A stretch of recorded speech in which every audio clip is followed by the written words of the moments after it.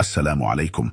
تمكنت عناصر الشرطة القضائية بمدينة سلا بتنسيق مع نظيرتها بطنجة زوال يوم أمس الثلاثاء من توقيف صيدلانية تبلغ من العمر 45 سنة، وذلك للاشتباه في ارتباطها بشبكة إجرامية تنشط في الاتجار غير المشروع في المخدرات والمؤثرات العقلية.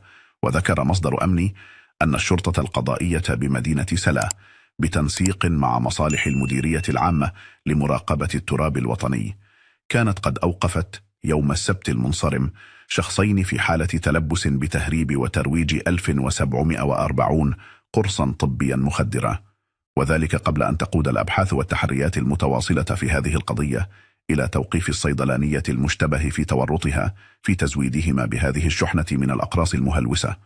وأوضح المصدر ذاته أن عملية التفتيش المنجزة في إطار هذه القضية مكنت من حجز سجل وفواتير ووصفات طبية مشكوك فيها، ومبلغ مالي قدره 30 مليون سنتيم يشتبه في كونه من عائدات ترويج المؤثرات العقلية بطريقة غير شرعية.